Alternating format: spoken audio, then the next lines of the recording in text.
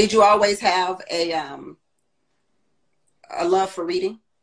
No. No. I was in this class one time, and what people don't know is I was a semester and a thesis away from my master's degree before I was David Banner. People didn't know that. People thought that my education came after I was a rapper. That's not true. When I was in the second grade, my mother allowed Jackson State to do a test on me, and I was reading on a junior and college level when I was in second grade. I always tried to hide my intelligence because most of my friends were not smart. When I moved to Mississippi, I actually learned to speak. People don't know this. I actually learned to speak in Springfield, Massachusetts. So I was really, really proper when me and my mom moved back to Mississippi.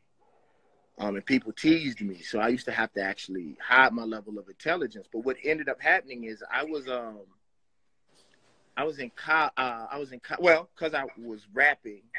I was rapping in the sixth grade in Mississippi when they wasn't playing rap on the radio. They was only playing rap on the radio when I started rapping in Mississippi. Yeah. They was only playing it on WNPR. Are you still in Mississippi right now?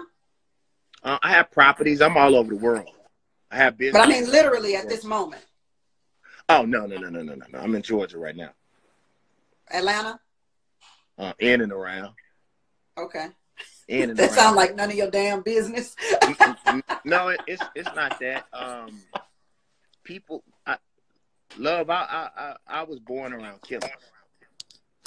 And because I have money now, doesn't mean that danger doesn't exist. And people always tell folks where they are and what they doing and wondering why they get robbed and why they get shot. The thing is that I would be a fool from what I've been through, what I've done in my own personal life, to ever think shit sweet. So I keep my locations away from people because I shoot a motherfucker. I would shoot a motherfucker dead. Like before I let somebody hurt me. I try to keep away from violence. I'm a man of peace. You know, my security tells people all the time, I am not here to protect Mr. Banner from you. I'm here to protect you from Mr. Banner. I put on headphones, so hopefully you all can. So hopefully that helps some of the feedback. If it did, please let us know. Yeah. So like even when I post on Instagram, I usually post a day later. Or like I'll take the pictures and stuff. Like, you know, like I was just on vacation. I was on vacation in Mexico and I was posting pictures from Hawaii when I was in Hawaii. And then when I got back home, I started posting pictures from Mexico. Like we have to start being, I don't know why black people, since Instagram and stuff started, people be having their dope out on Instagram. Yeah, they money. They be going to shoot people and telling people when they on their way and then wonder why. Like we done turned into dry snitches. And I don't get that, man. I don't. Dang. Dry snitches. And we don't even know it? Well, I don't know whether we know we it don't or even not. Know it? I don't know if we know it or not, but we're definitely doing it. Let me ask you, look, your smile is infectious. It's viral. It's Thank you. Are you really as happy as your smile would suggest? Yes and no. Again, like I told you before, I found where God is. I'll tell you a secret. I used to be scared of dying alone. And now, once I found where God is, I'm scared of somebody coming to take my peace now. You know, when it's funny, me and my homeboy Scott Parker, he who's on my podcast, and please let's talk about the podcast soon. That's important. We'll talk about the podcast next. Go ahead. Me and him was laughing because and KP, happy birthday, KP. we were just talking about this. Everybody's freaking out, you know, because of the coronavirus and all this kind of stuff. But we country boys. I keep guns, 30, 40 guns, big trucks. We keep big trucks. You know what I'm saying? Trucks of guns? Or you said trucks or guns. trunks? Trucks, big trucks. Trucks. Like driving trucks. Yeah. I buy in bulk anyway because I'm trying to become wealthy. Like I was in Houston speaking at the Al Rucker show when it's my hometown. When all of this stuff was happening. So by the time I got back, most of the stores were empty. It wasn't no problem for me. I keep tissue, and I still ain't ran out of tissue. I ain't been to store for tissue yet. That's what I buy. Yeah, guns. And you a fool if you don't have guns. And the same people who enslaved you, you expect them to protect you. You the fool. You see how they kill our people, then you sit around and expect these people to be fair with you. They not giving away their guns. Yeah, guns. You a fool if you don't have them. You a damn fool if you don't have them. I'm not gonna leave the protection to my family and my friends to nobody else. And I also say this because I saw there was a young lady that said that. Part of the problem is people criticize men being men, but then when it's time for a man to protect you, if he can't protect you, then you call him weak. Like that's part of the problem. You do what you do. Stay where you are and allow me to be the man that I'm supposed to be. And it's funny when people like you criticize, as soon as it pops off, y'all want to run to my house. You want to run and find a man like me. Yeah, guns. I have a lot of them and will have them to the day that I die. I'm from Mississippi. My dad gave me a gun at 10 years old. I've always had guns. And to tell you something else, where we from, you never had to worry about kids mistakenly shooting each other because our parents never made guns a mystery to us. It's amazing how everybody has guns, but the people who are getting shot at.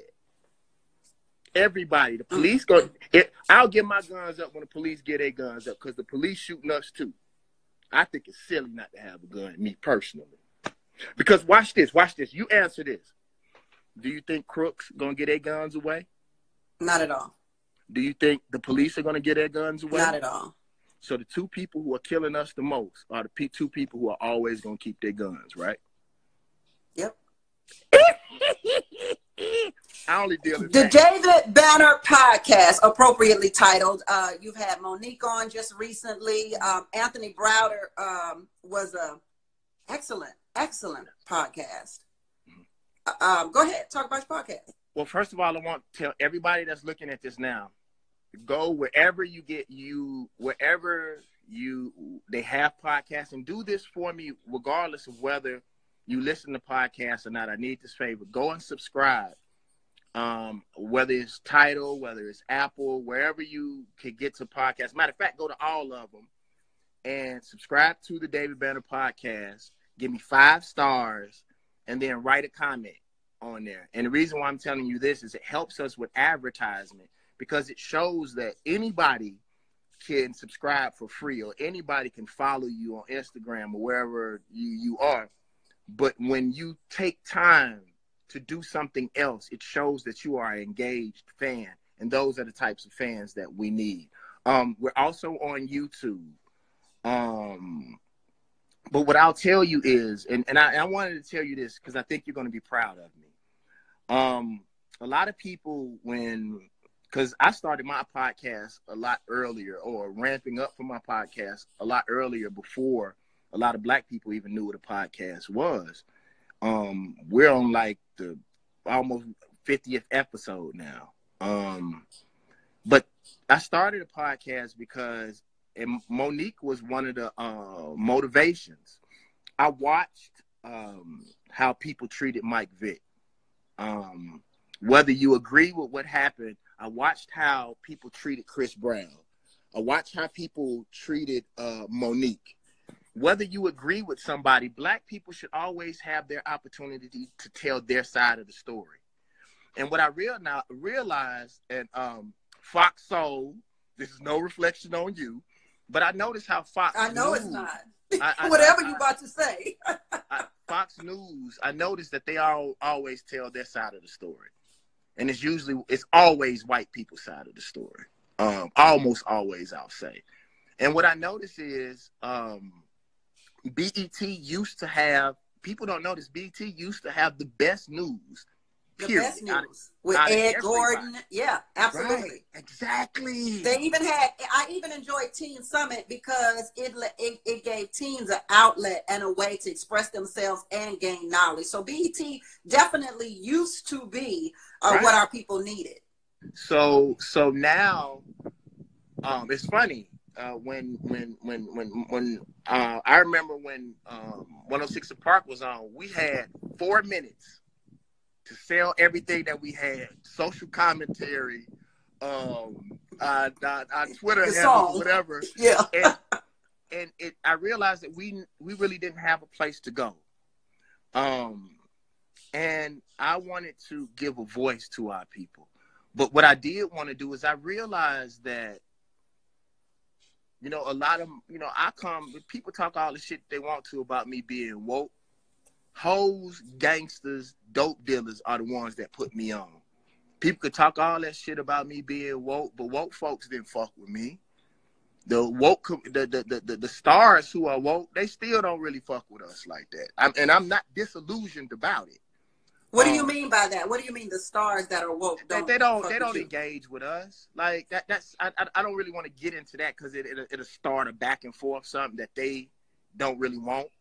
But what I'm saying is that I wanted to create a place where people who were not conscious would feel comfortable about coming to learn something new. Because a lot of times it's not that people hate you, it's not that people don't want to listen. But a lot of times conscious people make shit feel uncomfortable or they talk down on people.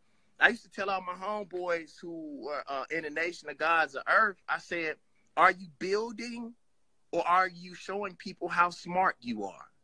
Can I say this real quick, David? Yes. Let me say this real quick about conscious people. Let me tell you my disdain, something that they do that I cannot stand. When conscious people say, you don't know who blah, blah is, or do you know who blah, blah is? Let me just put a blank there. So you don't know who Malcolm X is? Do you know who Malcolm X is? And I believe that if you have knowledge, as opposed to making somebody feel bad about not knowing, you should educate them. Hold on, on what I it give is you a that heart. you know. I want to give you a heart. They won't let me give you a heart. I want to give you hearts. Y'all give a heart for me real quick. Make the heart thing go crazy. Yeah, you're right. Well, I got it. Thank you, love. And if you're truly conscious, you are supposed to feel a certain level of sympathy for people who don't know.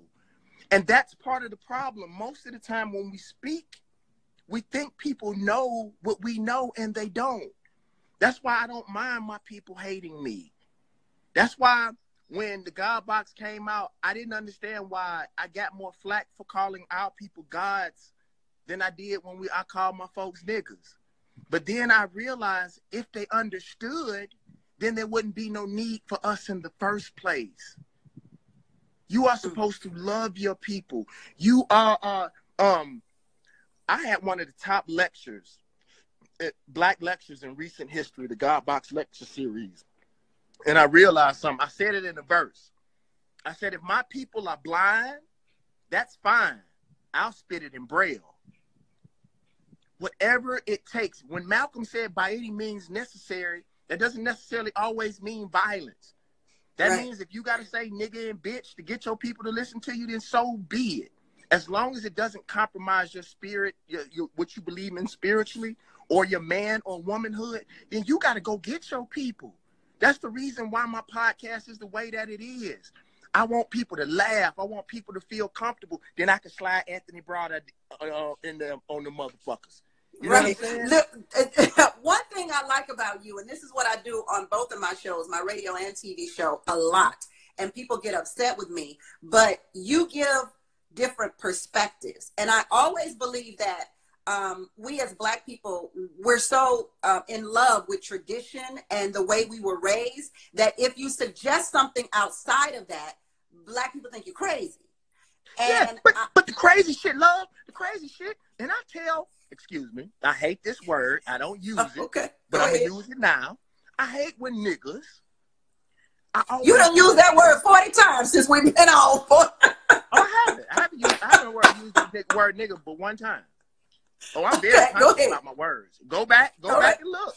I'm very conscious about my words. We're going to play it back. Go ahead. But, do it, then you can come and apologize. It's fine. It's fine. But listen, the thing that I'm saying is that niggas, and when I say niggas, I mean ignorance. It doesn't have anything to do with black people. I always ask them, especially my Christian friends, they come and they try to convert me. And I ask them, how has it been working for you? You've been doing the same shit for 500 years and you're still fucked up. How dare you not try something new? Why would God make us thinking beings if we were not meant to do something different? You're doing the same dumb shit over and over and over again. And then wondering why your prayers are not answered. Maybe the way that God answered you was bringing somebody to you to show you something different, but you too blind. All right, there's a story somebody told me. You ever heard the story about the flood? I'm going to tell you whether you heard it anyway. So, I heard it, but go ahead. I'm sure a lot of people haven't heard it. So, but you heard it though? Yeah, go ahead. Okay, so there was this flood coming, and then this truck came along. Dude said, "Hey, y'all want to come get in? Like, this flood coming." He's like, "No, God got me." Sent the truck on. All right, the flood came up to about right below your knees. A boat came. He was like, "No, go ahead. God got me. God got me." So then the flood, he was on top of the water. He was on top of his house, and then the water got this high, and then the helicopter came, and they put the little, what do you call the little? The ladder. The iron ladder down. He was like, "God got me. Go ahead." Right? So they left his ass. He drowned and he died. He was mad at God, asked God, "Why you didn't help me? I had faith. I had iron faith. Why you didn't come and save me?" God said, "I sent a truck, a boat, and a helicopter." Yo, dumbass. There it is. Okay, so somebody on here said you need a wife. You believe that? No, I don't need anything. That's the problem. Do you want one? Oh yes, I want a wife and a whole bunch of children. But this is what I believe. Regina, what was the story in the Bible? Was it what was the dude that had to wait all that time? Was it he didn't have his kids till he was real late in life? Come on. Oh, that was Sarah and Joseph. I think it was Joseph. Well, no, love. I don't think anything is wrong. I don't care what you believe in. I don't care what religion you believe in. I just want you to think. Stop being stupid. I don't care what you believe in. I'm not here to judge you. I'm not here to judge anybody. That's for a higher person and a higher thing. But what I will tell you, if you're praying to the same thing that your oppressor is praying to, and all of your oppressors' wishes and dreams are coming true, then you're praying to the wrong person. It's Abraham. Abraham. There we go. If you believe in the story of Abraham, I believe that God has something that I'm supposed to do. I don't know what it is, but there is something. I've always wanted a lot of children. But like I said on this week's podcast, if in every great story that you've ever read, I don't care whether it comes from the Quran, whether it comes from the Bible, whether it's The Alchemist, whether it's Star Wars, the underlying story for me has always been about what you're willing to sacrifice. And usually the things that you want the most are the things that are necessary for you to move forward. It's always what you want most. If the sacrifice doesn't mean anything to you, then it's not truly a sacrifice. So I can't get up, 4 o'clock in the morning and go to the studio if I have a wife and kid. I can't turn my house into a studio. I can't do the things that I'm doing. Like, I don't think that I would be as vocal if I had children. I don't mind me dying, but I don't want nothing to happen to my kids and my wife. So I probably wouldn't be the person that I am today. And I think after I do whatever I'm supposed to do, then I think she'll come. The other thing is that I told somebody this today. I have become a better person overall. I was never a bad person. I was never a dishonest person. But as it pertains to relationships, how and why would God bless me with an angel when she would be cursed with a demon. I think that my angel will come now that I'm more of an angel. You know, I don't want her to be a blessing to me and I be a curse to her. That's so good. I think that in my preparation, I really believe you attract who you are. Absolutely. And when I started being a better person, when I started being fair, less selfish, phenomenal people, like my staff, all the people that work around me are phenomenal people, and they are a reflection of how I treat them, you know. So I think she's out there. Can I tell you something really, really crazy? I sit up and wonder, like, what my wife is doing all the time. Like, I wonder, is like, wow. I wonder, like, is she in like a swingers club, or is she like, no, I'm serious. Is that what you want? When you that's said not I what I wonder want. what you're doing, I thought you meant like cooking or something. You was I was about to say club. all those things. We're men. I always think the worst. Like, I hope that, you know, because I know what I'm doing. So I can't. You at the swingers club, David? No. But what I am saying, you don't know what your wife doing. That's what I'm saying. If you'd have let me finish, she could be in a monastery. She could be in a swingers club. She could be I don't know. She could be writing a book. I don't know what she's doing, but I sit up and wonder what she does. But can I tell y'all something really dope that I think that I do? What? I'm building a library for our people who want to study. That is dope. Who want to study our people. And so when I'm reading my books, I write messages to my unborn children. And wow. I tell them how much I love them even before they were born. I write messages to them. So, because you don't know, I could have my kids and something could happen to me. So like I write to my unborn children on the pages of the books that I read. And I underline certain things that I want them to focus on, you know, and hopefully, you know, they'll read everything trying to look for more messages from their father. That's probably what your wife is doing right now. I hope. Yeah, right?